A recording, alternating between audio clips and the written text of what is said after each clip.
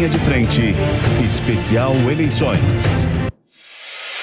Olá, eu sou Elaine Keller e a gente está começando mais um Linha de Frente especial eleições aqui na Jovem Pan News. Comigo hoje estão Dr. Túlio, advogado e professor especialista em Direito do Estado. Boa noite. Bem-vindo mais uma vez, professor Túlio. Eu que agradeço. Doutora Carla Dias, especialista em Oncologia pelo Instituto do Câncer do Estado de São Paulo e também do Hospital Sírio-Libanês. Além da saúde da mulher, né, doutora? Sim. Doutor Felipe, também oncologista, especialista em Oncologia Pediátrica, né? Participou da gestão do Hospital das Clínicas e hoje está no grupo de estudos da USP, também ligada à área de pediatria. Isso, uma ressalva é neurocirurgião. Neurocirurgião, atuando em conjunto com os oncologistas aí, mas neurocirurgião. Bacana, muito bem-vindo e muito obrigada. E por fim, Dr. Lucas Faria, também procurador da Prefeitura de Ribeirão Preto, né, que fez aí da sua dissertação de mestrado, um livro dedicado também à área da saúde, né, do estudo da saúde. Isso, que ele me presenteou aqui com exemplar. E também agradeço muito falando sobre os fármacos que não são cobertos aí pelo SUS, não é isso, doutor Lucas? O agradecimento é todo meu, exatamente isso. Isso, e também vai contribuir. Por que a gente está com essa bancada? Porque aqui no especial Eleições de hoje, nós vamos ouvir as respostas dos candidatos à Prefeitura de São Paulo às perguntas que eu fiz ao longo do mês de agosto, especialmente para a área de saúde. Então vamos às perguntas? Antes de tudo, deixa eu falar um pouquinho as regras do programa para quem não assistiu semana passada. Quem quiser saber sobre o conteúdo na íntegra das respostas, porque obviamente por conta do tempo do programa, a gente não vai passar na íntegra a resposta dos candidatos. Então quem quiser conhecer a resposta na íntegra, pode ir lá no site da Jovem Pan.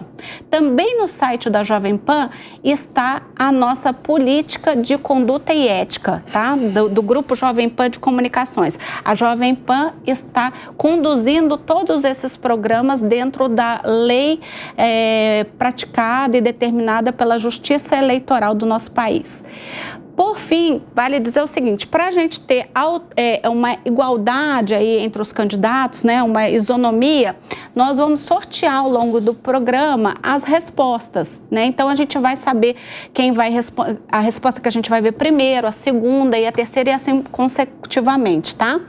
Então assim a dinâmica do programa, a gente passa uma resposta, comentamos a resposta, depois seguimos para o próximo candidato, ok? Perfeito.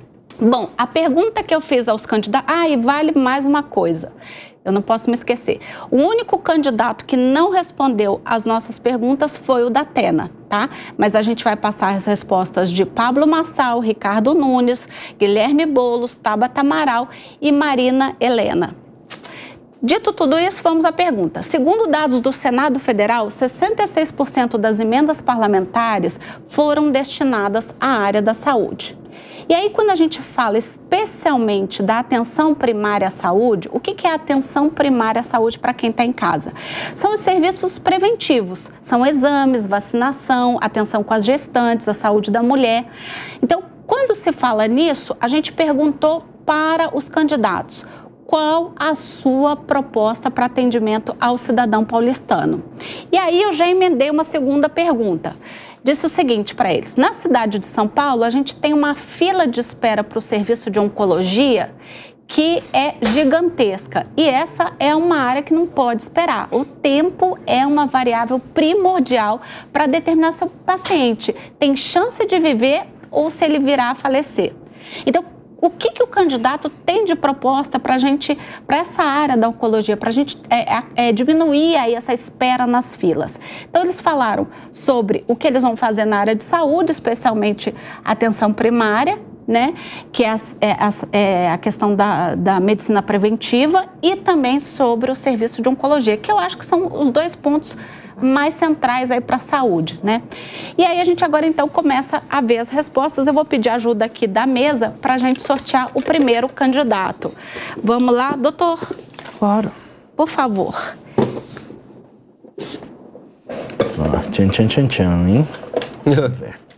Posso o abrir? senhor me dá e eu vou abrir aqui na câmera para todos que estão em casa ver. Nossa, Guilherme Boulos, de novo. Semana passada foi ele o primeiro. Então vamos lá, vamos ouvir. Já temos aí, Mel? Temos, então vamos para a resposta do candidato Guilherme Boulos. Vamos lá, qual é o maior problema hoje de saúde na cidade de São Paulo? Fila de espera em exame e especialista. Olha a fila de espera em oncologia, em ortopedia, em cardiologia, em saúde da mulher. É gigante, está chegando a 500 mil quase, 450 e poucos mil. É muita gente, cara, esperando. Gente, eu já ouvi de gente esperando mais de um ano um exame. E, cara, para a saúde, isso eu aprendi com meus pais. Meus pais são médicos do SUS há 40 anos, trabalham na saúde pública. Cada minuto importa. Às vezes é a diferença entre salvar a vida de uma pessoa ou uma pessoa não resistir. Então, você tem que ter essa agilidade no exame. No exame e na consulta, fazer o diagnóstico, depois vem o procedimento.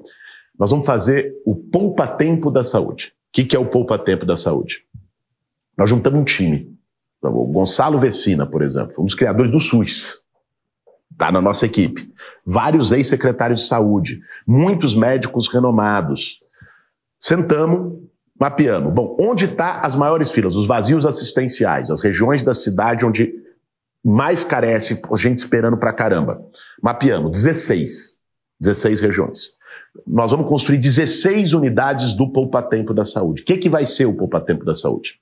Ele vai juntar centro diagnóstico, que são os equipamentos para exame. Lá vai ter ressonância magnética, lá vai ter tomografia, lá vai ter endoscopia. Você acredita que o exame que mais aumentou fila na cidade de São Paulo nos últimos 2 anos foi a endoscopia, que é um exame relativamente simples, né? Então, todos esses exames vão estar lá, centro diagnóstico. E lá vai ter também espécie de policlínica com consulta com especialistas. O que a gente vai fazer com isso? Botar no mesmo lugar. E por que poupa-tempo da saúde? Eu trouxe também para o meu time o Daniel Annenberg, que é um dos criadores do poupa-tempo. Do poupa-tempo, sabe, de documentos e tal do Estado. E quando a gente estava conversando isso, ele falou, ô Boulos, dá para a gente usar o mesmo modelo do poupa-tempo, que é atendimento rápido, previamente marcado, no horário certo, para esse sistema que nós vamos fazer de zerar a fila de exame e procedimento. Muito bem, ouvimos a resposta do candidato Guilherme Boulos, que teve aí a proposta de montar um poupa-tempo da saúde.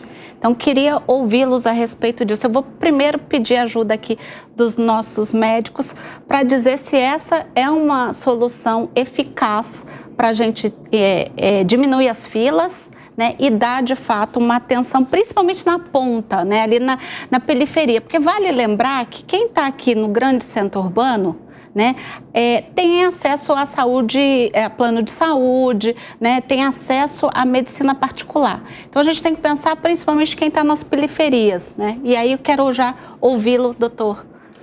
Muito bem, muito bem. Acho que assim, o candidato, ele usa o termo diagnóstico de uma forma correta. Eu acho que antes da gente iniciar tratamento com propostas e tudo mais, tem que identificar o problema. Ele quer diagnosticar alguns problemas na cidade de São Paulo, que é a fila de espera para exame e para médicos de especialidade. Eu concordo que a gente tem, sim, grande demanda na cidade inteira, por N motivos, né, que geram um problema para esses pacientes. E se ele, de fato, fez esse estudo geográfico, epidemiológico na cidade de São Paulo e que ele consegue intervir nesses centros que são com menos recurso, né, que eles têm menos acesso às estruturas da saúde, acho ótimo, acho que isso tem sim fundo de necessidade. O que a gente pode questionar é o quanto que ele vai criar de novos equipamentos de saúde, mais uma estrutura que precisa ser construída em alguns anos, que precisam ser licitados, e com que verba e tudo mais. Mas, de fato, nós temos fila de espera grande para oncologia, nós temos grande fila de espera para exames e médicos de especialidade.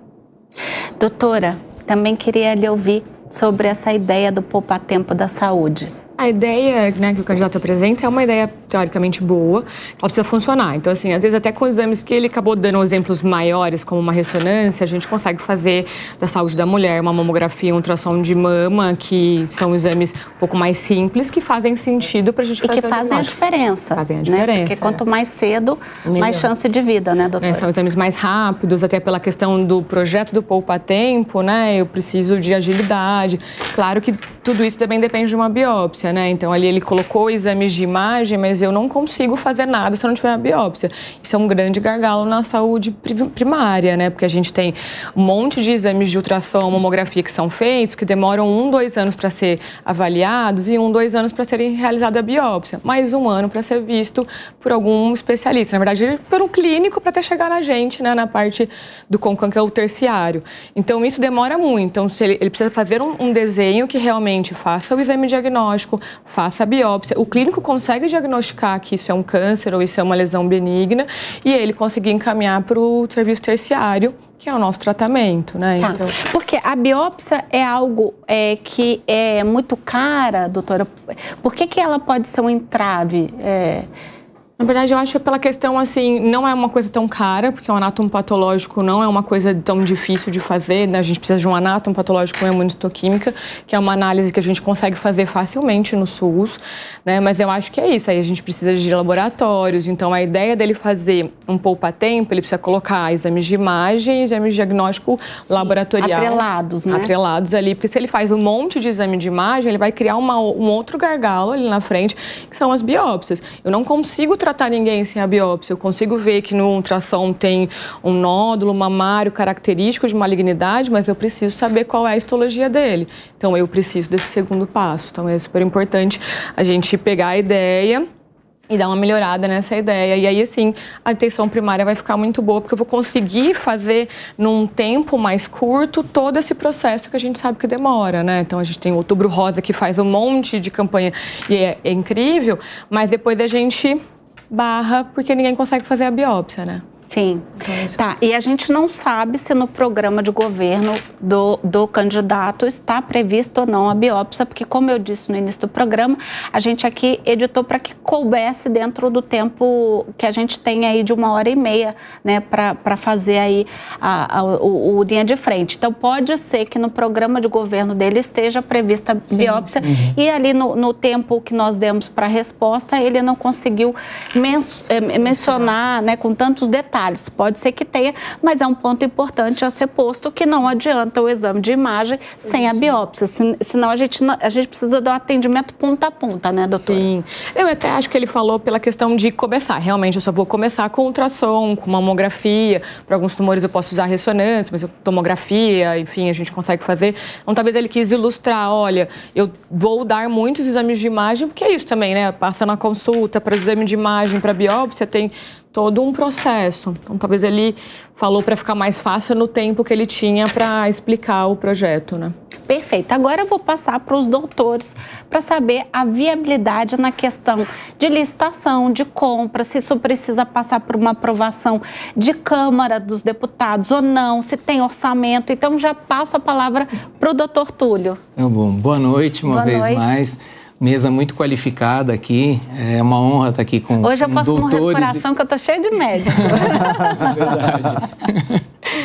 Bom, mas eu acredito que nós estamos aqui para analisar objetivamente as propostas, né?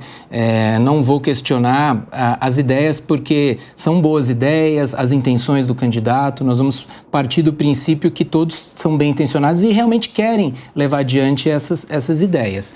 Então, o nosso papel, com muita responsabilidade, é realmente verificar se essas ideias são viáveis, até que ponto elas são viáveis e, eventualmente, até algumas críticas que possamos fazer aqui podem servir para que os candidatos aprimorem, né, ou enfim, levem adiante da melhor forma, porque o que todos querem é resolver os problemas da saúde pública. E, nesse particular, temos que ser bem francos, porque é um problema muito difícil de ser resolvido, né? Eu, com 25 anos de experiência, tanto no magistério quanto tanto na prática em municípios, sei que é praticamente enxugar gelo, muitas vezes, o atendimento de todas as demandas de saúde. Está aqui os doutores especialistas que não me deixam mentir. Então, aonde que eu quero concretamente entrar? Quando o candidato ele fala do poupa-tempo, é uma ideia interessante porque traz a imagem de um serviço público que funciona, né? Então, a credibilidade para o cidadão, eu acho que é algo importante. O cidadão acreditar no tratamento, acreditar que ele está num lugar que ele vai ser bem atendido, eu acho que é importante.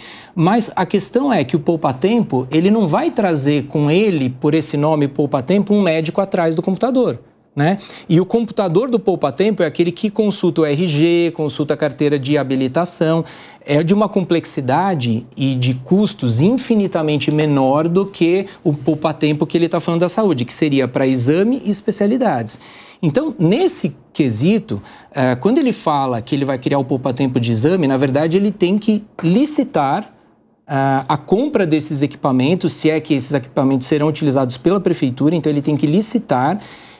Tem que fazer um concurso público para o operador, para aquele servidor que vai operar, que tem que ser um servidor capacitado, treinado. Só aí eu estou falando 2 anos assim, com boa vontade, entre concurso público e licitação.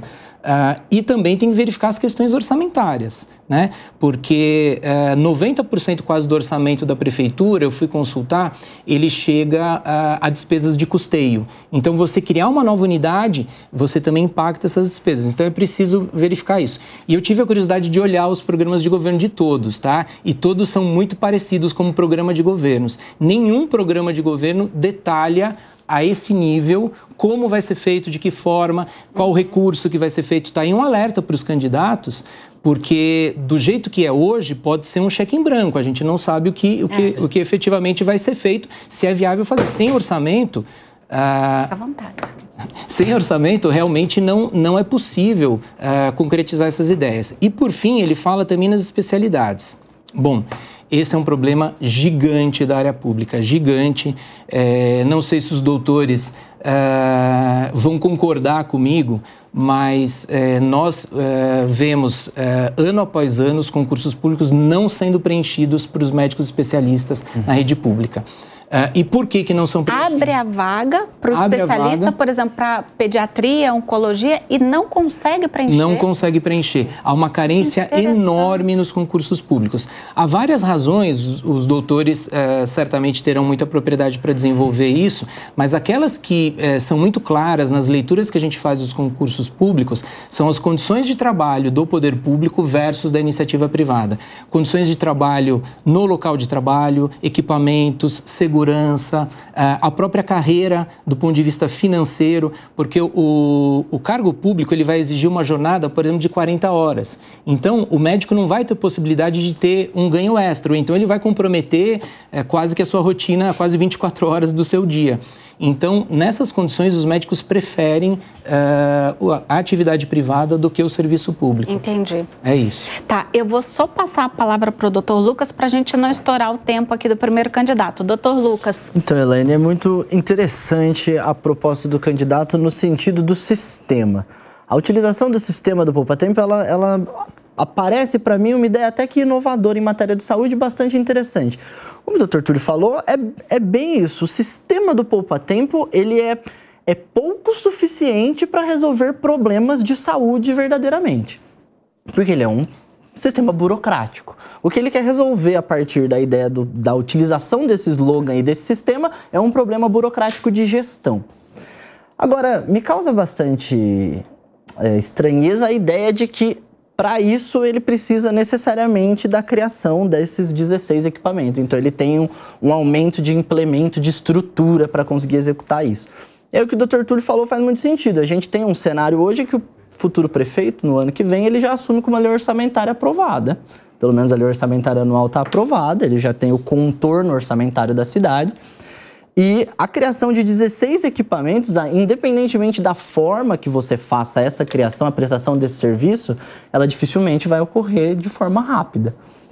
E sobre a forma de fazer, né? Isso o Dr. Túlio tocou nesse ponto, mas eu acho que é importante a gente chamar um pouco mais de atenção. Hoje, o município de São Paulo, ele tem 80% dos seus profissionais de saúde em OSs. muito por essa dificuldade de contratação. As OS são organizações do terceiro setor, que elas são contratadas pelo poder público a partir de contratos de gestão previstos em lei, isso tudo certo.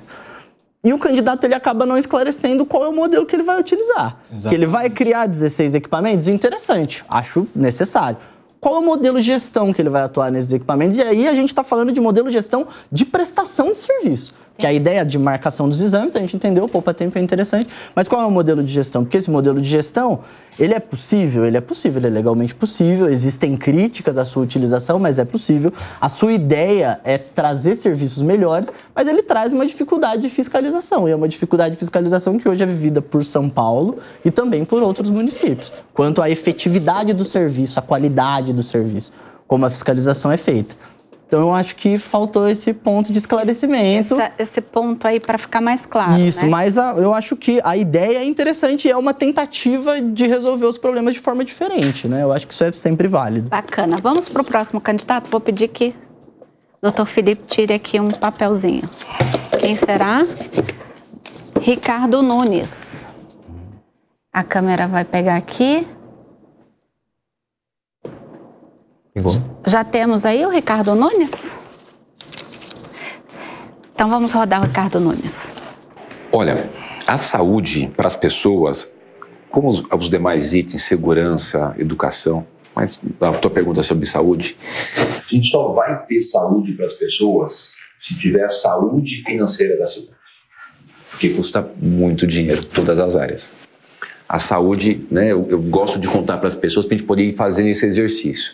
Por exemplo, para fazer uma UPA. É importante esse exemplo.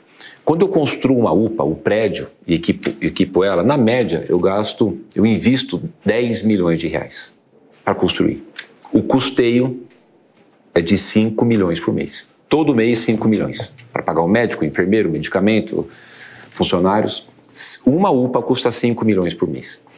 Quando eu abri o hospital lá para câncer, que chama Centro de Alta Tecnologia Oncológica Bruno Covas, o nosso investimento é de 37 milhões por mês.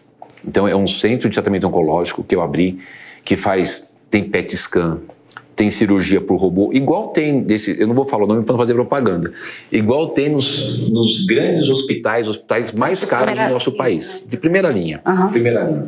Então, um equipamento desse que você atende 10 mil consultas por mês, 4 mil exames, 400 cirurgias, que está salvando tantas vidas, por que eu estou falando? Porque custa dinheiro. A questão da saúde, ela é fundamental e é por isso que eu abri muitos equipamentos. Só de UPA, eu já inaugurei 18, esse ano ainda entrego mais 4 e ano que vem mais 8. 18 é muito, é pouco? É muita UPA, porque até 2016 eram só 3. Então, de 17 para cá foram 27, das 27 eu entreguei 18, entrego mais 4, portanto 22. Quer dizer, o que eu fiz nesse pequeno espaço de tempo é mais do que anos e anos e anos as pessoas não conseguiram fazer. Centro de dor crônica, não tinha nenhum, inaugurei 6. Agora tem algo fundamental nessa questão da atenção básica primária.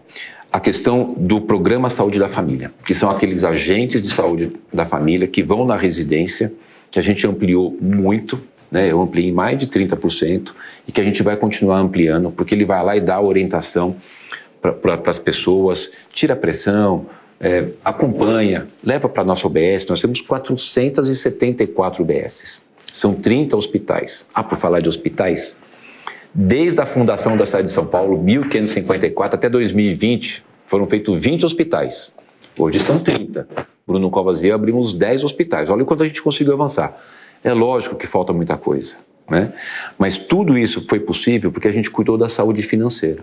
Pra você ter uma ideia, o orçamento da saúde em 2016 eram de 10 bilhões de reais. Eu dobrei. Hoje são 20 bilhões de reais. Funcionários, colaboradores. Até o Haddad de 2016, eram 86 mil colaboradores. Hoje nós temos 118 mil colaboradores. Olha o quanto a gente ampliou de funcionários na nossa saúde. Ampliamos UPA, UBS, hospitais, centro de crônica, né? E essa ação fundamental da saúde de estratégia da família, que são os agentes indo nas casas. A gente está ampliando e a nossa proposta poder ampliar ainda mais, e a gente vai conseguir fazer por quê? Porque nós conseguimos fazer com que a saúde financeira da cidade, que a grande praia que eu conheço é a questão das finanças. Eu fui vereador durante 8 anos, eu acompanhei a questão orçamentária durante 8 anos, fui relator do orçamento várias vezes, relator da LDO, me tornei um especialista em finanças públicas da cidade e, portanto, isso tem possibilitado esses grandes avanços. Bom, vamos lembrar que o candidato Ricardo Nunes, ele é candidato à reeleição. Por isso ele tem aí na ponta da língua bem os números da prefeitura, né? Porque hoje ele é o nosso prefeito. Mas eu já vou passar para o doutor Túlio para ouvir a sua opinião a respeito da resposta do candidato. Porque até aqui em off ele fez uma pergunta, porque hoje eu fui analisar os números da saúde e eu tinha visto que a ideia, o orçado em despesa para esse ano é de 15 bilhões e meio, salvo engano, e que a receita estava orçada em 16, mas ele fala em 20. E aí o senhor me explicou, eu já gostaria que o senhor explicasse. Eu não sei quando ele falou 20, que número que ele quis usar na cabeça dele, mas me parece evidente que ele está falando que é o quanto será executado ao final de 2024. Tá. O 16 bilhões pode ser o projetado para o gasto da saúde. Tá. Mas existe durante o ano a possibilidade dele remanejar a verba de outras dotações orçamentárias para suplementar a saúde ou até por excesso de arrecadação ele conseguir compor esse valor de 20 milhões de gastos efetivos em saúde. Mas é um belo número, né? É um belo número e eu entendo que ele está correto quando ele se preocupa com o orçamento. Realmente, a saúde é muito cara, então é preciso ter uma saúde financeira eficiente para que possa fazer frente a esses gastos.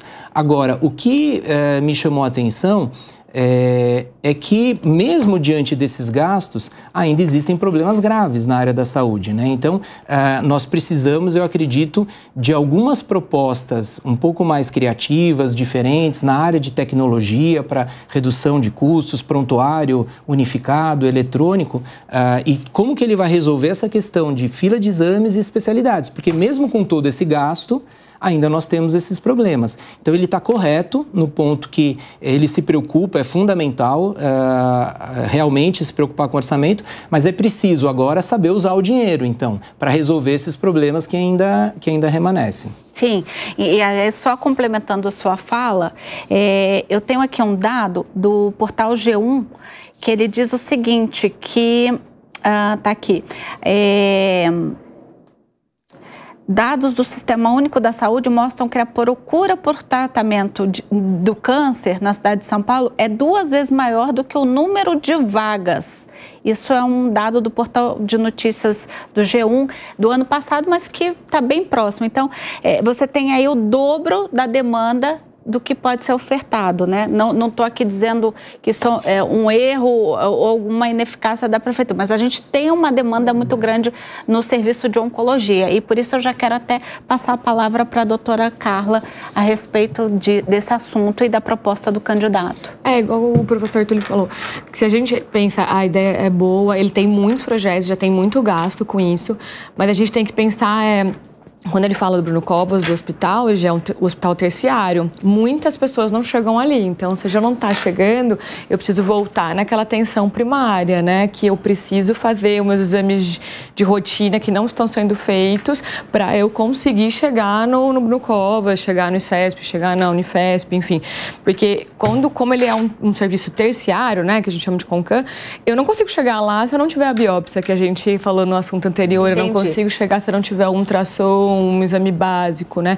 Então, esse recurso tem que ser bem direcionado e aí eu concordo que o hospital precisa de muito recurso, o Bruno Covas, né? O hospital oncológico como todos os outros, só que a gente sabe que por mais que tenha todo esse recurso, ainda falta muito recurso, né, porque o sistema de oncologia mesmo é um tratamento caro, então se eu consigo melhorar e gastar mais dinheiro numa prevenção, né, na parte primária, na vacinação, nos exames preventivos, talvez eu gaste menos lá na frente, orçamentário, pela questão que eu vou ter mais cura, porque eu vou estar tratando um tumor muito menor, eu vou ter menos internações, menos intercorrências. Então, acho que a ideia, né, que ele falou do candidato aqui, e mostrar tudo que tem, é muito interessante, porque a gente também precisa saber o quanto isso foi feito na nossa cidade, o quanto cresceu. Quanto evoluímos. Evoluímos, né? Exato, e muitas vezes a gente não tem essa noção, né? A gente que está na área, a gente trabalha, a gente tem noção, porque a gente consegue ver essa dinâmica. Mas quem não tem, às vezes não consegue entender, mas eu acho que dá pra gente melhorar nisso e remanejar esse recurso, porque tá ficando muito deficitário aqui e os pacientes estão chegando com tratamentos que a gente vai fazer, talvez igual você falou, não é mais curativo, a oncologia não pode esperar, né? Então eu preciso que a atenção primária precise de uma atenção pra gente conseguir chegar lá e gastar menos e tratar mais e curar mais os pacientes. Os números da cidade de São Paulo são muito grandiosos, né? A gente fala de um orçamento de quase 112 bilhões de reais por ano. Só na saúde, 20 bilhões. São números muito expressivos, né? E aí eu queria lhe ouvir, doutor Felipe, sobre a resposta aí do candidato Ricardo Nunes nessa questão que ponderou aí do aumento dos UPAs e do hospital. Muito bem, muito bem. Então, lembrar que essa pergunta que a gente fez a ele foi sobre a atenção primária à saúde. Ele foi a primeira pessoa a falar sobre o Programa de Saúde da Família. O Programa de Saúde da Família é uma forma de prevenção primária, é uma forma de promover a saúde na comunidade onde esse programa atua. Esse Programa da Saúde da Família precisa ter uma hierarquia de serviço que é uma UBS ou é um ambulatório médico de especialidade, porque esse Programa de Saúde da Família vai um médico, vai um enfermeiro, vai um terapeuta ocupacional, vai um psicólogo, vai o agente da saúde da família para acompanhar o dia a dia desses pacientes. Caso necessário, eles são encaminhados à UBS, ou ao AME, ou à UPA. O candidato falou muito de UPA. UPA é a unidade de pronto atendimento para atender urgência. Você vai na UPA hoje, ela vai estar lotada de poucas urgências, de muita coisa que não é urgência, que deveria ter sido atendida em outro tipo de infraestrutura. Dá um exemplo para nós, doutor, só para a gente visualizar o que o senhor está dizendo. Porque assim, a unidade de pronto atendimento é uma porta aberta para atender aqueles... É um pronto-socorro. É um pronto-socorro. Tá. É outro nome. Tá. Só que neste pronto-socorro é um pronto-socorro simples, que está na periferia, não tem, na maior parte das vezes, centro cirúrgico, exames complicados e tudo mais. É um lugar para você se machucou, você está doente, você descobriu uma coisa nova, para você ir lá. Tá. Tá bom? Fazer um atendimento de urgência. Não é lá, a UPA não é lugar para você medir pressão arterial, para você ver se você está com diabetes, para você renovar a receita de remédio de diabetes, para você renovar a receita de pressão arterial. Não é para isso. E muitas vezes é usado para isso. E essa deturpação do instrumento é o que leva ao uso excessivo pela população em volta ali, por coisas erradas, por motivos que, infelizmente, eles não têm outra solução, né? Então, às vezes, o candidato ele não está querendo atacar, ou faltou o estudo a ele, que a UPA é ótima, eu acho que precisa ter sim, mas ela não é a única solução. Com mais UPA, a gente não vai salvar a saúde de São Paulo. Não vai diminuir a fila. Você me permitir, então, fazer uma pergunta nessa linha?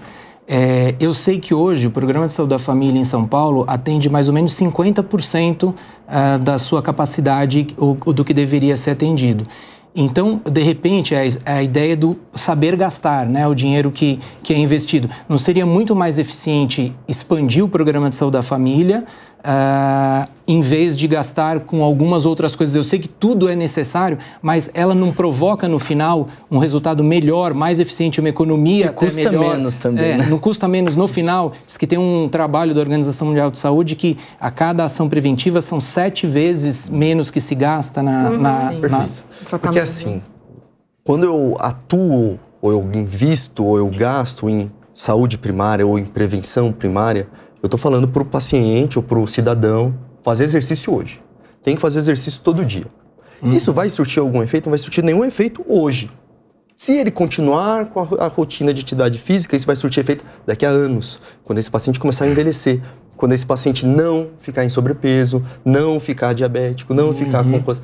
E essas coisas demoram anos, e aí, infelizmente, a nossa sociedade ela não observa isso. Sim. Mas é preciso fazer, né? Financeiramente, com certeza, a gente já sabe que a prevenção primária ela é muito mais barata do que você ficar tratando doenças que você não tratou porque você não diagnosticou antes. Sim. E já vou passar, então, a palavra para o Dr. Lucas para a gente ir para o próximo candidato. É interessante que isso dá para a gente ver com bastante facilidade que é um candidato que ele já se posiciona como quem tem a máquina na mão, né? Então, ele já fala muito sobre dificuldades fiscais, a necessidade de saúde fiscal para você poder efetivar as políticas públicas, porque ele já consegue ver essa dificuldade com mais facilidade. A máquina está na mão dele. E aí vem a questão, é um belo número? É difícil de dizer que é um belo número, porque ainda que seja um número muito grande, é um número para atender as demandas de uma cidade de um tamanho faraônico também. E aí a gente tem um grande problema que é o orçamento, ele não cresce na mesma medida que cresce o custo com as despesas em saúde. Porque as incorporações tecnológicas, elas fazem necessariamente com que o custo da saúde ele cresça de uma forma muito maior do que o que cresce o orçamento. E aí a gente tem grandes outras dificuldades em razão desse aumento de custo, que são inúmeras desalocações orçamentárias, que elas surgem às vezes fora da vontade do gestor, por exemplo, via judiciário.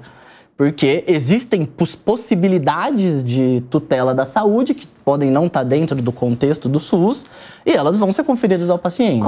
Como por exemplo, um paciente que, numa ação emergencial, pede para o SUS pagar um remédio de milhões porque exatamente. Exatamente. Isso, exatamente. Porque é essa questão. A possibilidade de prolongamento da vida com o passar do tempo e o desenvolvimento tecnológico ela é sempre maior. E a gente tem um desenho constitucional de direito à saúde, que é um desenho universal e integral. E o judiciário entende isso de uma forma bem explícita a condenar o poder público. Então dá para ver que ele tem essas preocupações. Eu acho isso bastante importante.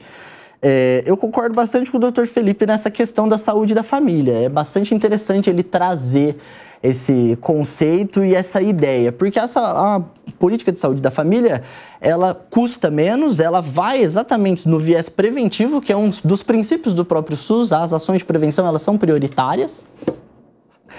Só que eu acho que, trazendo isso, a gente também esbarra em uma questão que o Dr. Felipe falou muito bem, que é papel do poder público, mas não foi trazido muito pelo candidato, que é a necessidade de letramento em saúde. E letramento em saúde é exatamente isso, o que o cidadão ele entenda onde ele deve ir.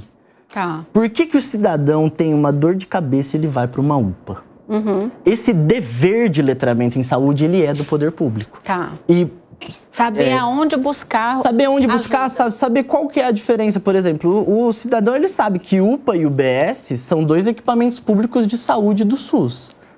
Qual ele tem que ir em qual momento? Entendi. E isso é inequivocamente um papel do poder público. Um dos princípios do SUS é, inclusive, a educação em matéria de saúde. E isso é um viés preventivo importantíssimo. Sim. E a gente vê que falta. E são coisas que a gente nota que tem pouco dinheiro, o cobertor é curto? Sim, o cobertor é curto, as necessidades são infinitas. E é por isso que a gente precisa gastar bem. Sim. E aí, vez ou outra, equipamentos por si só não são suficientes para trazer exatamente um resultado que seja suficiente e a contento.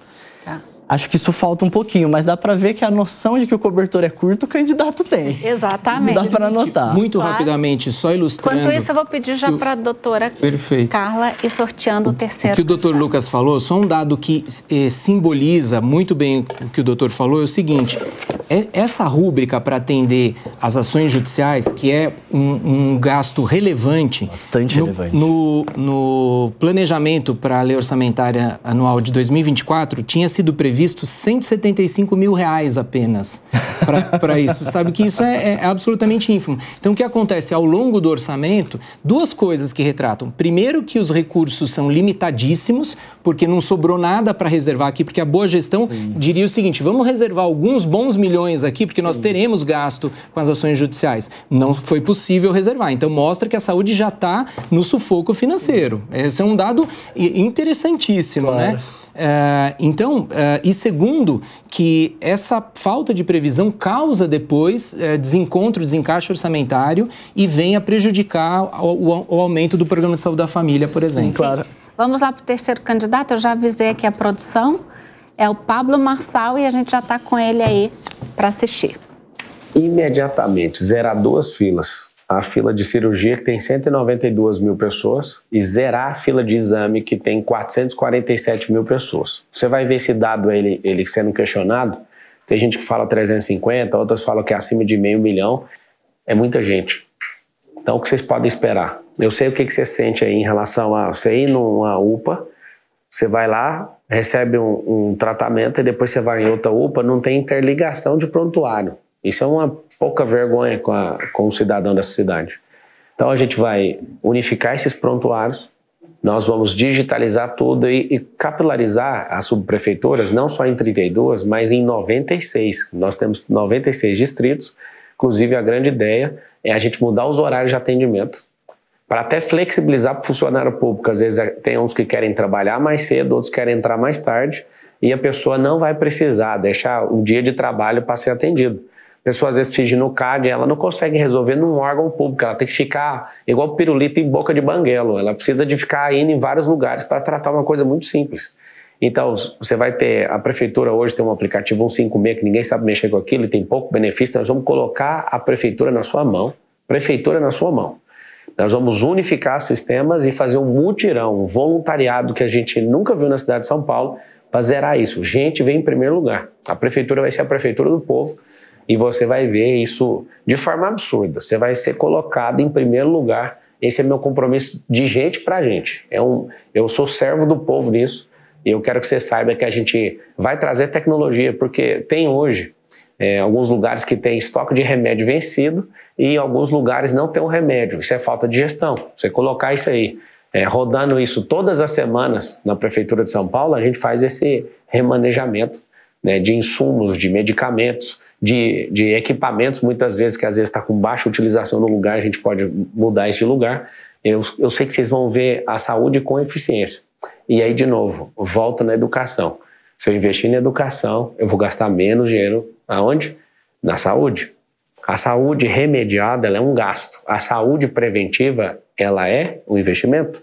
Então a gente tem que voltar a investir no povo, para o nosso povo não precisar de perder a vida e nem ficar nessa espera. E por último, o segundo maior motivo de exame de São Paulo é cuidado à mulher. Então nós vamos, né, criar diversos polos onde, em todas as zonas de São Paulo, esse motivo número 2 vai ter centros especializados só para atendimento feminino. E pra vocês terem uma noção, 40% das pessoas que fazem o exame não retornam. A gente tem um problema grave nisso. Eu vou militar como prefeito e como cidadão também, independente de cargo ou não, que a telemedicina volte, porque na época da pandemia foi muito efetiva e hoje quase todas as pessoas têm um celular na sua mão e a gente pode fazer um primeiro atendimento, que às vezes for grave aquilo ali, já não fica numa fila de espera, já é tratado imediatamente. Tem questões de oncologia, que é um absurdo na cidade, as pessoas não podem esperar e hoje, se a pessoa não tiver minimamente a instrução para ir pedir uma liminar, né, acionando o Ministério Público, a advocacia do Estado, ela vai morrer na fila. A família, às vezes, né, faz até besteira em relação a isso. Então, a vida vai vir em primeiro lugar na Prefeitura de São Paulo se vocês me colocarem nessa posição. Bom, aí da fala do candidato Pablo Marçal, eu já queria começar aqui com os advogados primeiro, porque ele colocou duas questões ali que eu queria primeiro entender a viabilidade no aspecto legal. Primeiro, a mudança de horário dos funcionários, se isso, a autonomia do prefeito para fazer isso. E segundo, aumentar o número de subprefeituras. Ele fala de aumentar de 35 para 96, algo nessa ordem, quase o triplo. Queria entender com os doutores se há autonomia do prefeito para fazer isto. Perfeito. Quer que eu comece? Tanto faz. Pode ir. Obrigado. Por favor. Bom, é uma proposta de aumento de órgãos públicos, né? Isso ele consegue fazer? Ele consegue. A iniciativa para fazer isso é dele. Mas ele depende de um debate legislativo que o aprove. Então, eu acho que aí a gente já tem uma dificuldade que ela precisa ter sido provisionada, né? E é uma dificuldade da política, é natural. A democracia tem essas necessidades. Agora, a proposta geral do candidato, eu acho ela bastante focada em um aspecto digital. Isso é uma inovação, a pandemia mostrou isso, que pôde ser eficiente de algumas maneiras, mas eu acho que principalmente como chefe do executivo, você precisa ter a noção de que o principal problema da sociedade brasileira, integralmente, é desigualdade. Então, a ideia de que você poder executar consultas a partir de telemedicina e você marcar suas consultas e ver os seus exames a partir do seu smartphone, ela é uma ideia bastante interessante, mas ela traz consigo um recorte de classe que, na sociedade brasileira, ele tem que ser levado em conta, ainda mais quando você está falando de saúde pública. Então, por exemplo, o candidato diz, olha, todo mundo hoje tem um celular na sua mão. Sim, boa parte das pessoas tem um celular na sua mão. Existe uma pesquisa recente do SEAD que ela diz que, em São Paulo, 3,3 milhões de pessoas não utilizam o smartphone. Nas classes C e D, as pessoas que utilizam, tem 75% delas utilizando um plano pré-pago. Já imaginou ter uma consulta médica com um plano pré-pago, com um plano de dados limitado? Então, assim, é interessante, e aí eu não sei, gostaria de saber, o plano de governo do candidato prevê internet, por exemplo, como um direito fundamental que vai ser garantido pelo município? Porque se eu tenho a necessidade de, a partir de um smartphone, fazer uma consulta, eu preciso ter a internet pré-estabelecida, porque o sistema é gratuito. Não é nem só a questão do plano, porque quando você fala de WhatsApp, eu acho que agora é ilimitado, salvo engano. Mas também de conectividade. Exatamente. Você tem aí as grandes periferias que muitas vezes não tem nem conectividade. E a gente tem que lembrar que boa parte da população não tem uma educação digital, não sabe usar o smartphone. E aí, ainda se confunde ali com o aparelho. E aí é difícil que essa boa parte da população, a gente que não sabe utilizar, a gente tem um grande recorde, por exemplo, pessoas idosas, que são pessoas que muitas vezes estão nas grandes filas do sistema de saúde. Então, assim, eu não sei até que... Eu acho que é uma proposta, e aqui que fique claro, é uma proposta extremamente interessante. Eu acho que ela precisa, sim, ser estimulada, mas ela resolve o problema? Eu tendo a achar que não. Sim, e aí eu vou só pedir para o doutor Túlio, então, já seguir na fala, para a gente passar para os médicos. Bom. Vamos lá. Hoje existe, pegando o gancho já da fala do Dr. Lucas, para não repetir os argumentos que eu concordo quase que integralmente, hoje a telemedicina existe na Prefeitura de São Paulo, só que, salvo engano, ela ainda não saiu da fase de projeto piloto. Então ela não é uma realidade, mas ela tem se mostrado por essa amostragem, né? Nós não temos uma realidade massiva dela, ela tem se mostrado eficiente. Mesmo com as dificuldades, me parece que é melhor ter a telemedicina do que não ter a opção da telemedicina. Certeza. Muito embora até as dificuldades existirão e servirão para que esse sistema evolua. E aí está um item, eu acho, que consegue realmente trazer eficiência e baratear os custos. O que só me chama a atenção, de novo, as ideias são boas, horário expandido, telemedicina, é o seguinte... Primeiro, é possível juridicamente? É possível. A Câmara aprova uma nova jornada de trabalho e tal. Mas juridicamente, pela lei de responsabilidade fiscal, muitos projetos não saem do papel ou da promessa do candidato porque tem uma secretaria que se chama Secretaria de Fazenda. E ela vai verificar se existe verba orçamentária para que aquela lei possa ser aprovada. Senão aquela lei ela é rejeitada de plano. Então, a telemedicina, fantástico. Mas ela vem com o médico junto?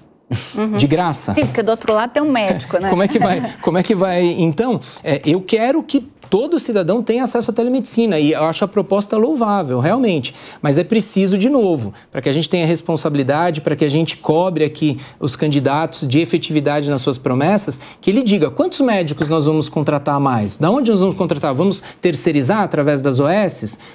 Ou vamos fazer concurso público, né?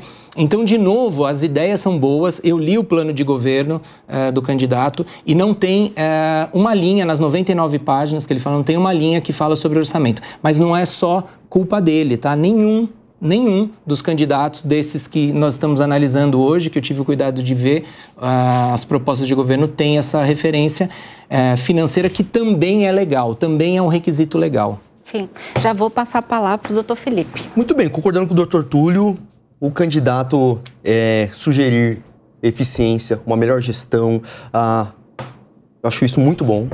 A gente tem uma ingerência sobre a saúde, a saúde no município, no estado, no país, ela não está integrada. E o candidato quer usar a tecnologia para unificar tudo, para que o paciente seja atendido da mesma forma, onde quer que ele esteja onde quer que ele more, onde quer que ele seja atendido, todos os exames estejam disponíveis. Eu acho que a tecnologia veio para ajudar nisso daí. A telemedicina cada vez mais a gente usa. No estado de São Paulo a gente já está usando. A pandemia veio aí empurrar com força essa vertente da medicina e que consegue resolver muita coisa. Eu acho que ele querer investir na telemedicina, eu acho muito bom.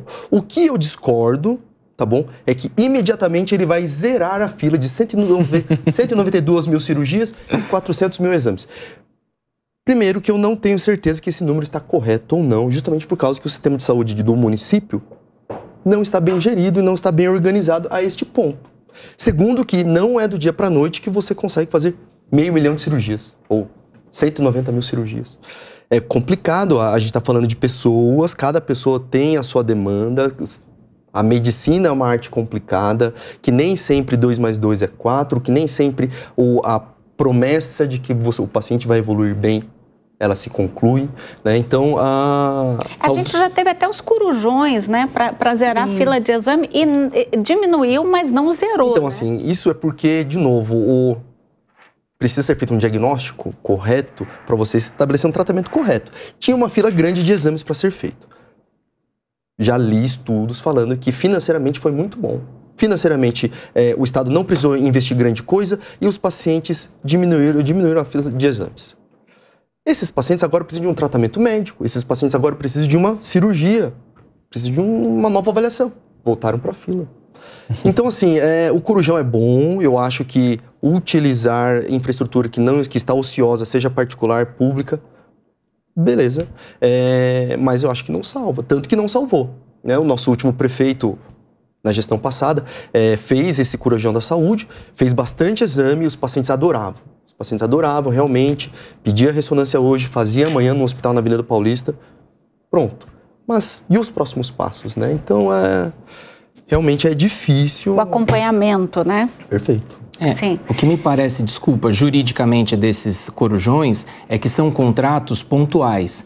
Então, ele serve por um determinado período. Às vezes, os hospitais, por economia de escala, usam seus espaços ociosos e conseguem fazer um preço atrativo para aquele pacote, para aquele momento histórico de uma certa ociosidade, etc. Só que o problema é que essa fila volta. Sim. Então, o que precisa ser resolvido para além dos corujões, para além dessa, por exemplo, agora, vamos fazer um mutirão para zerar esses exames. Mas e a atividade continuada? E os novos exames que surgirão? Então tem que ter uma solução definitiva junto. E aí é um outro tipo de contrato, um outro tipo de situação. Tá, vou passar para a doutora Carla para falar sobre a proposta. Sim, vou pincelar um pouquinho, porque a gente discutiu super bem já sobre o assunto.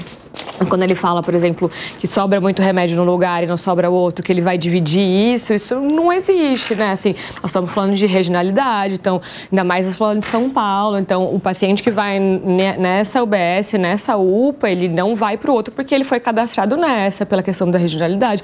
Então, ele precisa tentar... então uma pessoa que, por exemplo, se eu estou cadastrada, só para eu entender, se eu estou cadastrada na UPA, dá lá para pegar remédio, para pressão alta, e aí o remédio não tem lá, mas tem na UPA do centro, eu não posso me deslocar e buscar? Na teoria, não, a gente está dividindo para aquela população e aquela população, até para a gente fazer, para encaminhar para o terciário, né, que aí cai na minha ponta de novo na parte oncológica, a gente divide nisso, né, então, eu tenho um hospital regional Barueri, eu tenho outro no centro de São Paulo, eu tenho outro na periferia, até para a gente conseguir fazer isso para o paciente, a logística dele, que a gente sabe que muitas vezes também não é fácil. E acontece isso que o candidato falou, de muitas vezes faltar remédio numa UPA e na outra ter esse remédio em excesso e acabando a validade. Com certeza. Acontece. Com certeza.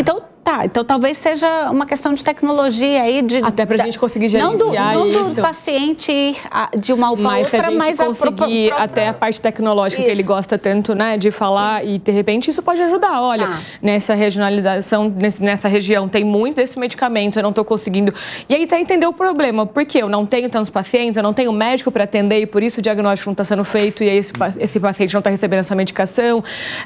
Eu não tenho atenção primária, né? O posto de saúde não está tendo outros serviços para atender, então talvez entender.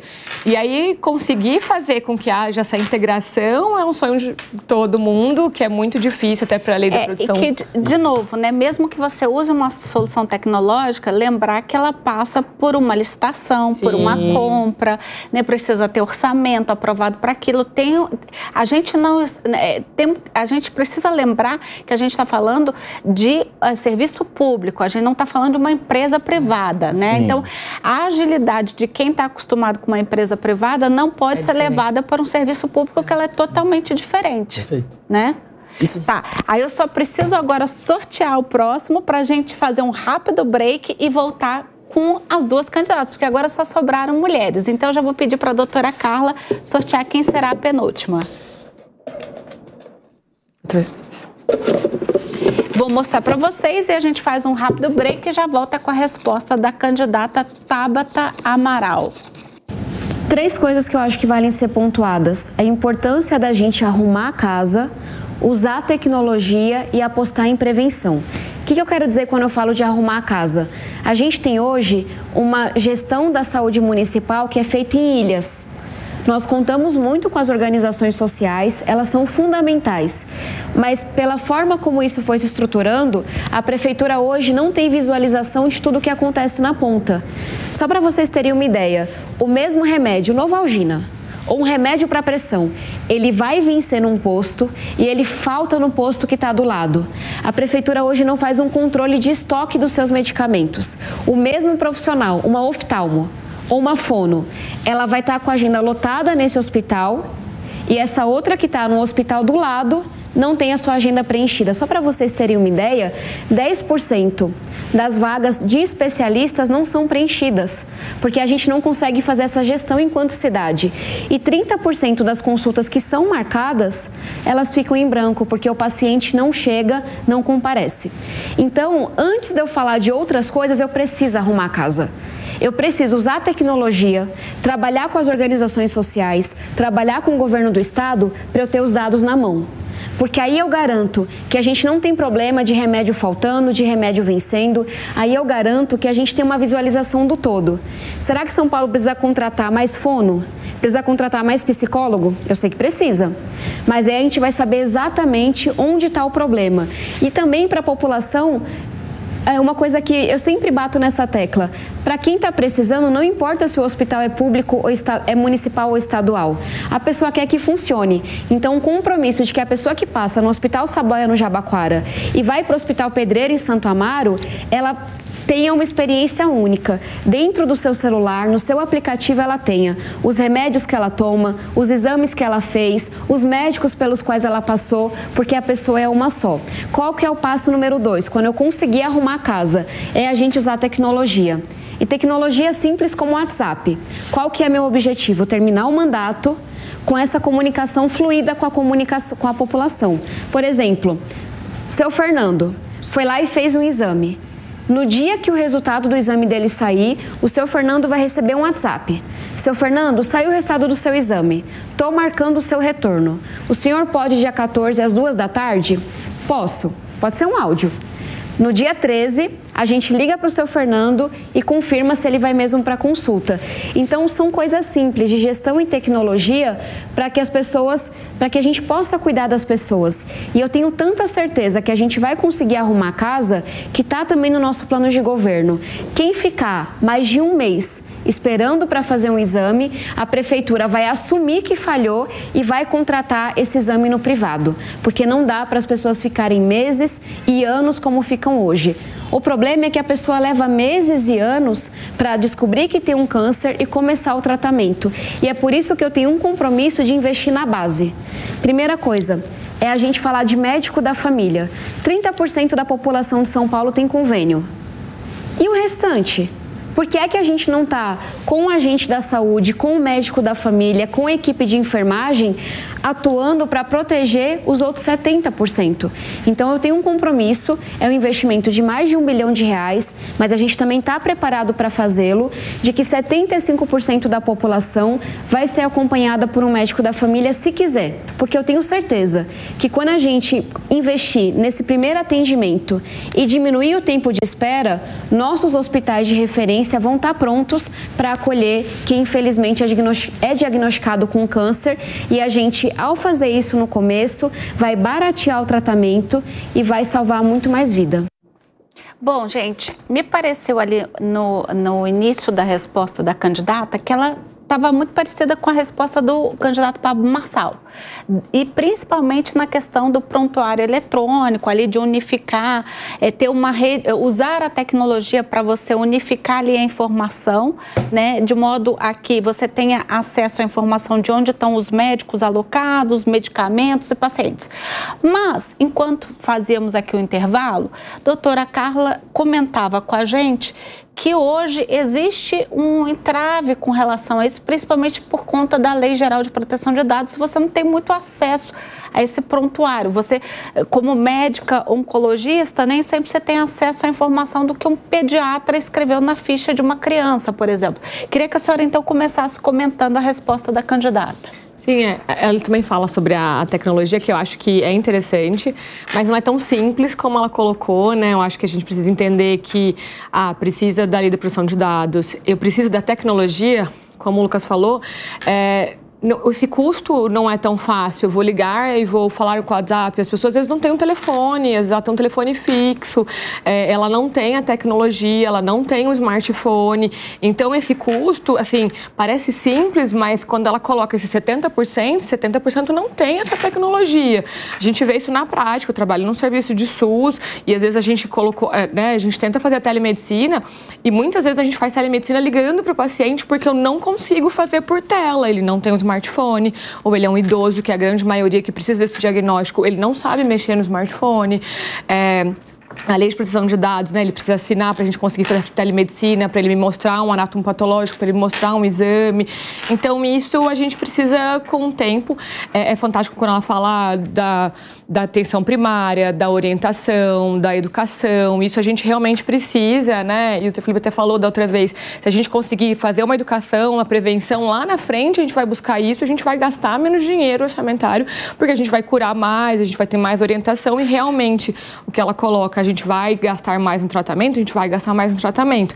Mas não é tão simples e tão rápido esse processo, né? Igual eu comentei aqui, a gente estava falando no intervalo, eu trabalho num hospital que, teoricamente, a gente não consegue ter nas outras áreas uma comunicação. Então, você imagina num grande centro, nós estamos falando de 2 milhões de habitantes, né? A gente não vai ter isso com tanta facilidade. Seria um objetivo começar e pensar para a gente tentar fazer isso lá na frente? Sim, mas não é a rapidez como eles acham que em 4 anos eu vou conseguir resolver isso.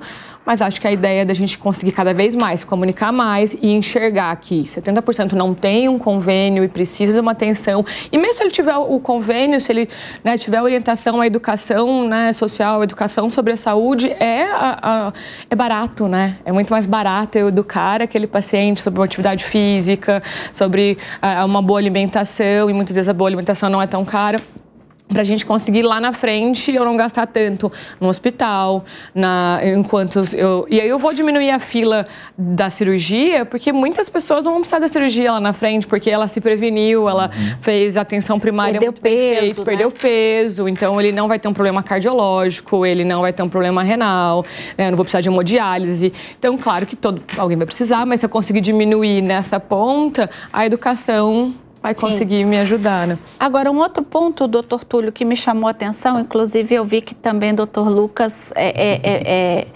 fez uma expressão assim, de que não foi compatível muito a resposta, foi com relação à questão se a prefeitura for culpada pelo não atendimento, nós vamos pagar no privado. Legalmente, quais são as limitações disso? Olha, é muito interessante esse tema, porque eu tenho visto vários candidatos falarem sobre isso. Eu já ouvi até voucher, ao voucher saúde. Isso, na verdade, é uma força de expressão apenas que não se traduz corretamente. Quando fala, eu vou contratar no privado, juridicamente não existe isso. O que existe é, ou a prefeitura faz os exames dentro da sua rede própria, então com o seu custo direto, com servidor público efetivo, concursado, etc., ou ela terceiriza, contratando esses serviços de exame, quando são serviços que não precisam ser exclusivamente prestados por servidor, ela pode terceirizar esse serviço, que seria, no caso, os exames, e essa empresa estaria prestando o serviço para a prefeitura, mas para o cidadão, o regime é público, o cidadão vai receber o exame gratuitamente. Então, não existe o regime privado de saúde sendo prestado ao cidadão. O que existe é uma empresa que passou por uma licitação, venceu a licitação e presta o serviço de exame para a prefeitura. Desse modo, olha só o que acontece, olha só a situação. Hoje, grande parte dos exames já são nesse modo contratar no privado, como ela falou. Então, ela está dizendo, se está faltando exame, eu vou contratar no privado. Quer dizer, ela está falando mesmo, porque hoje os exames já são fornecidos pelo privado, né? Entre aspas, privado, como eu já expliquei.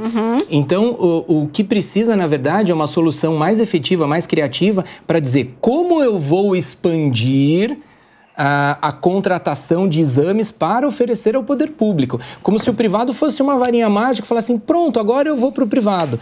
Mas para não só ficar na crítica, para ser justo com o que eu ouvi da candidata, eu gostei muito dela quando ela fala de diagnóstico, planejamento e gestão, ela bate muito nisso, porque se a gente sabe que o cobertor é curto, é preciso saber como gastar o dinheiro. E se não tiver realmente uma insistência todo dia ali, pegando firme em diagnóstico primeiro, depois planejamento, depois gestão, você não consegue gastar bem o dinheiro. E foi a primeira e a única que falou que vai aumentar 25%. Olha só o impacto, hein? Para a gente ilustrar o que a gente está falando aqui desde o começo. Para aumentar apenas 25% do Programa de Saúde da Família, ela vai gastar R$1 bilhão, 25% apenas de um item da atenção básica de saúde que hoje consome 7 bilhões. Então, para aumentar 25% de um pequenininho item, ela vai gastar R$1 bilhão.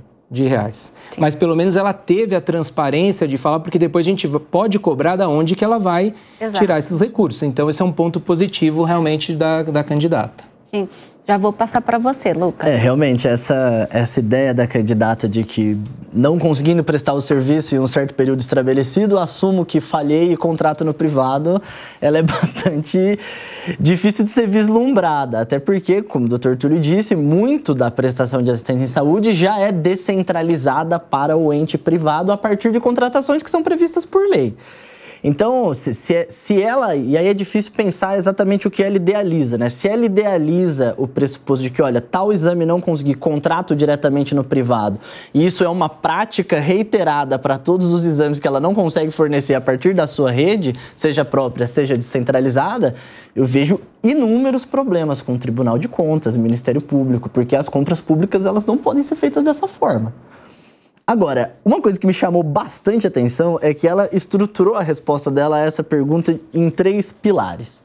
Arrumar a casa, o digital e prevenção. Quanto à prevenção, acho que a gente já disse aqui mais de uma vez, corretíssimo, é um dos princípios constitucionais do próprio SUS e já está fartamente comprovado que custa menos, produz melhores resultados. Quanto a isso, tudo bem.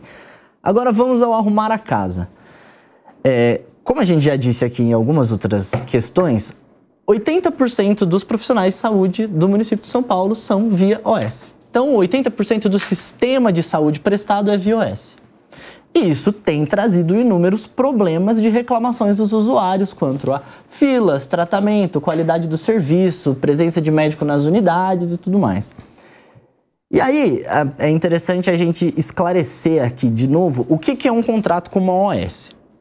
Uma OS é uma organização... O que é uma OS? Uma OS é uma organização social. Pronto. É uma entidade sem fins lucrativos. Isso, acho importante a gente só... Isso, exatamente. É uma organização social, uma entidade sem fins lucrativos. Existe lei específica, lei federal, que também é suplementada pela lei municipal aqui do município de São Paulo, no caso do município, onde ela é qualificada pelo poder público como OS, ela é entendida como uma organização social, ela não tem fins lucrativos e ela é contratada via contrato de gestão para gerir um serviço.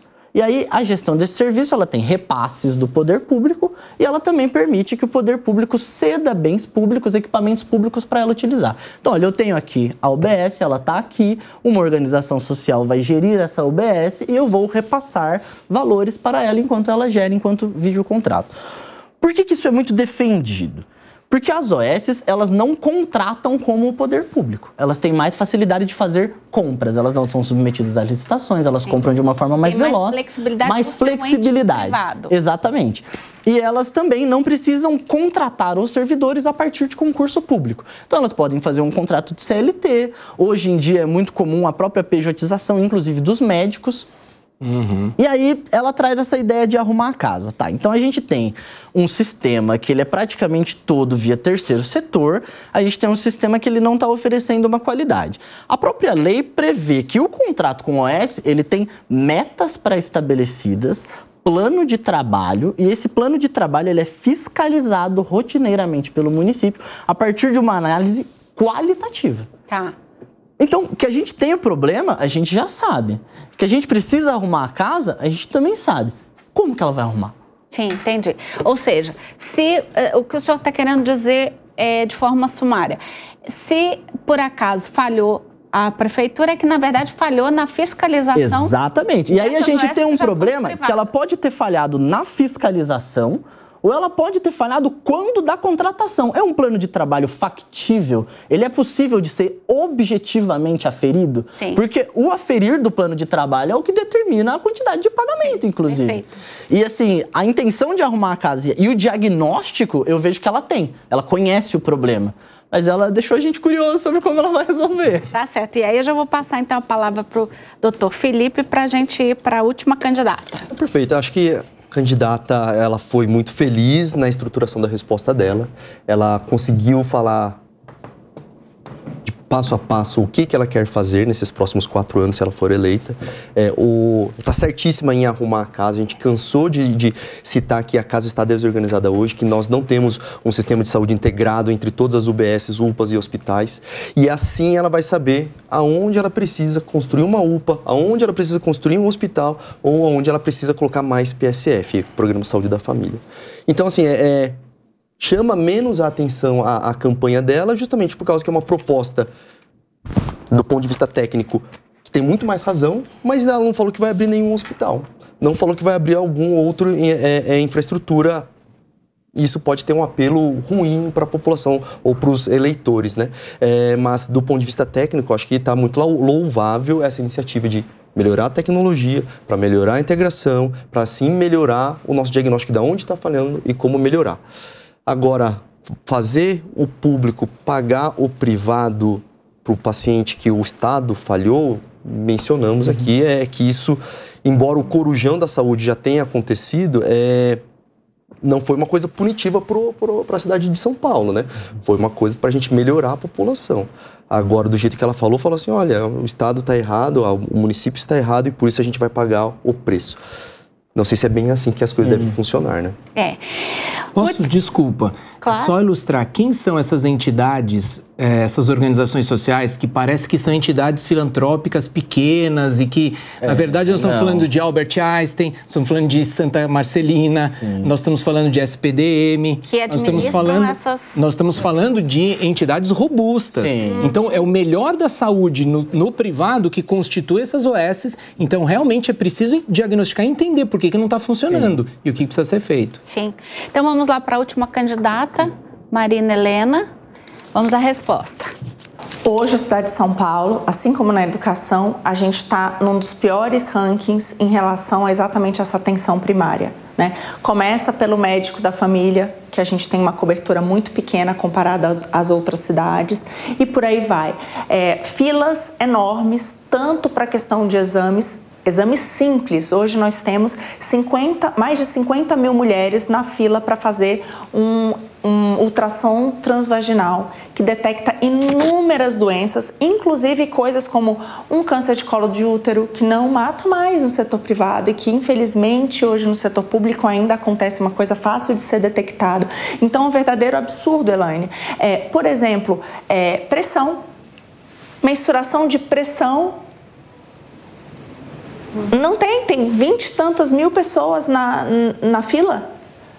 É o básico do básico que não está sendo feito. Então, a gente não pode aceitar isso. A outra questão, consultas com especialistas. Então, exatamente para isso, esses exames ginecológicos de prevenção, cardíacos de prevenção, né? A consulta com o clínico geral, das nossas crianças com pediatras. As filas são imensas, as filas muitas vezes ultrapassam 6 meses na cidade de São Paulo. Aí eu vou te falar o que é gestão. Boa parte desses exames vão para a lata de lixo, porque demora tanto para a pessoa conseguir marcar e ela tem que ir longe, e depois ela tem que ir longe buscar, que não vai para lugar nenhum. Então, primeiro ponto, a gente precisa de tecnologia. A gente tem vários aplicativos da prefeitura. Tenta entrar lá. Eu tentei várias vezes para marcar, simplesmente dá bug e não continua. Então, não adianta de nada. Então, a gente precisa ter uma facilidade para você entrar no aplicativo, agendar o seu exame e depois ele vai direto de volta para o seu médico e ele já agenda dali um retorno. E ele já agenda dali, ou ele passa para você via, muitas vezes, telemedicina, né? Pode te ligar para dizer o que você tem que fazer dali por diante. Eu tenho uma ideia da gente ter aqui na cidade, a minha proposta para a cidade também é o Corujão Permanente, que é o quê? Vamos atender tanto nos postos de saúde, nas nossas UBSs, as pessoas à noite, as pessoas nos finais de semana para fazer exame, como na iniciativa privada. Vamos usar esses horários. Tem muita gente que rala na nossa cidade, que adoraria poder fazer um exame à noite, que adoraria poder ir fora do horário comercial de trabalho. Isso até melhora no transporte, em várias outras coisas. Os pais vão ter ali o pai vai ter acesso, por exemplo, do seu filho, desde o pré-natal, todo o acompanhamento. Isso é super importante. Hoje a gente tem uma cobertura pequena do médico da família, mas ele é fundamental na hora do pré-natal, na hora de avisar a mãe da aplicação das vacinas. Então, temos aí também a candidata Marina Helena falando sobre o uso da tecnologia, mas eu queria já passar para o Dr. Felipe, porque ela trouxe a questão de, tem fila para medir pressão, né, arterial. E o senhor dizia que as pessoas precisam, no primeiro bloco nós falávamos que as pessoas precisam ser educadas pelo poder público a saber quando elas têm que ir numa UBS, quando elas têm que ir no UPA, que não é no UPA que ela vai medir essa pressão e tal. E aí, como é que a gente tem fila para medir pressão? Eu queria que o senhor explicasse, que agora fica um pouco confuso. Perfeito. Eu acho, posso estar errado, eu acho que a candidata está errada. Ela pode estar se referindo a um exame da mensuração da pressão arterial ambulatorial. É um exame que o paciente precisa de um equipamento, põe o equipamento no braço, fica o dia inteiro, às vezes a semana inteira, com aquele equipamento medindo o braço, e aí ele volta no ambulatório, na consulta médica, para ter o resultado. Ele é um exame muito bom, é um exame ótimo para você ter certeza que esse paciente não está fazendo pico hipertensivo durante a noite, que esse paciente não está fazendo pico hipertensivo ou hipotensivo durante exercício físico. Beleza, mas 50 mil pessoas esperando para medir a pressão com um esfigmomanômetro que tem disponível... Até na farmácia. Nesse hábito que a gente tinha dos nossos pais de ir na farmácia medir pressão, com certeza, eu acho que talvez tenha um equívoco. Mas a candidata está certa em que falar que ela precisa de tecnologia para tentar otimizar a solicitação do exame, a avaliação do exame e a avaliação do médico. Não falou sobre cirurgia ou tratamento, quimioterapia, radioterapia, todos os outros tratamentos do câncer que vêm depois, ela não mencionou, né? Acho que a gente tem uma falha aí na resposta dela, mas com certeza a gente precisa de gestão. Todos os candidatos percebem que há uma falha na gestão, há uma falha na integração do sistema de saúde do município e tudo bem. Acho que, só em última parte, em relação ao Corujão Permanente, o que quer dizer o Corujão Permanente? Ela constantemente vai utilizar a infraestrutura da saúde privada, sem construir nada do município, e isso às vezes pode ter benefícios fiscais bons no começo. Uma terceirização, né? Vai terceirizar. Mas assim, como a gente estava mencionando da OS, a OS é uma própria terceirização. Sim. Então, ao invés do município comprar um aparelho de tomografia, ele contrata uma empresa que faz tomografia dentro do seu hospital. Ao invés de ter um investimento muito grande, de ter concurso e licitação, ele vai lá e contrata essa empresa de uma forma muito mais rápida, né? Sim. Tentando desburocratizar, talvez essa é uma saída para os exames. Mas não é a fila de exames que assola a saúde de São Paulo hoje, não é? Tá. Mas aí eu vou passar aqui para a doutora Carla, porque ela falou uma frase que me lembrou muito a nossa conversa no primeiro bloco, que é a respeito da questão que a senhora pontuava lá na resposta do candidato Guilherme Boulos, que além do exame, você precisa ter ali uma biópsia e dar uma continuidade.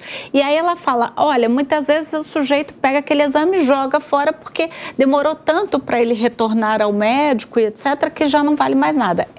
Isso acontece na prática? Isso acontece. Acho que pontuar isso e até corrigir alguma coisa, até para nível de informação, acho que é importante. Então, realmente, às vezes ele faz um ultrassom hoje, que aí a gente vai ver daqui 2 anos, e aí eu preciso de ultrassom, uma mamografia anual. Então, ele realmente está velho e indiretamente eu jogo fora esse exame, porque ele precisa ser mais recente, né? De repente, eu faço o exame clínico, eu palpo, né? Que, vamos puxar rapidinho, a telemedicina é incrível, mas ainda a gente não consegue dispensar, né? O exame clínico, a anamnese, a palpação de um nódulo mamário, muitas vezes é feito o diagnóstico, aí claro que a gente vai complementar com a biópsia, mas eu não vou conseguir dispensar isso. Então, realmente, ela tem razão nisso, a gente pode perder muitos exames. Uma coisa que eu queria só corrigir, eu acho que até importante nível de informação, não é com ultrassom transvaginal que eu vou fazer um diagnóstico de um câncer de útero, de colo de útero. Que a candidata ela falou, Então, como eu vou fazer um diagnóstico de câncer do colo do útero? Eu vou fazer um Papa Nicolau, e o Papa Nicolau, que em muitos lugares é coletado pela enfermeira, né? Se ela é bem treinada, ela acaba coletando, isso acaba aumentando o número de exames, e aí eu faço ali uma raspagem, uma biópsia, que eu consigo, na verdade não é uma biópsia, né? É só a coleta do Papa Nicolau, e eu consigo... Por exame laboratorial. Isso, por lâmina ver. Então, não é ultrassom não diagnostica. Até tem vários estudos mostrando que ele não faz diagnóstico nem para colo de útero e nem para endométrio, né? A gente tem estudos negativos para isso. Então, e isso é uma coisa que a gente consegue fazer fácil.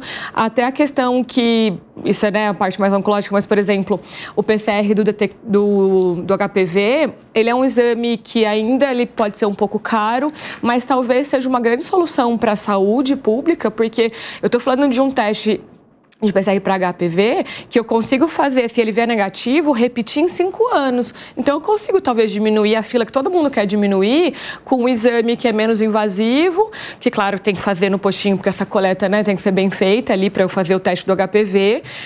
E aí, eu não preciso coletar todo ano, porque a gente tem, né, a organização vai te orientar. Você vai coletar a cada 2 anos iguais, normais, eu posso ir coletar por 3º ano. Então, de repente, ali é uma dica para, vamos, então, pensar... gastar um pouquinho mais nesse teste, mais 5 anos sem fazer o exame, mas porque essa pessoa não tem orientação. E aí, último ponto para puxar até na atenção primária, que é o que mais é importante, a vacinação, que, né, ela comentou e nenhum havia comentado ainda. E a vacinação é muito importante, a gente tem muita vacinação. A gente viu no Covid que muitas vacinas se perderam por falta de informação que tinha naquele posto. E aí eu vejo isso no ponto que ela colocou também do colo de útero. As pessoas, a gente fez um estudo da outra vez e viu que as pessoas vão tomar a primeira dose. Poxa, o HPV, ele consegue reduzir muito a mortalidade das crianças, né? E isso lá na frente vai impactar muito.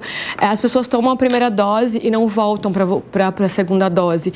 E quando a gente fez um estudo para entender o porquê elas não voltam, eram coisas muito pequenas, primárias, como desinformação, como não sabia que tinha que tomar outra dose, como meu pai... Ou seja, tem coisas que a gente consegue resolver na saúde de forma muito mais barata. Com criatividade, né? Vou dar 1 minutinho para cada um, porque nosso tempo está estourado. Doutor. Então, eu acho que a candidata, ela, para mim, faltou uma análise adequada do diagnóstico, porque ela faz uma análise do diagnóstico fático. Falta exame, falta medicação, só que me falta uma análise de qualidade do diagnóstico de por que falta, do ponto de vista da gestão.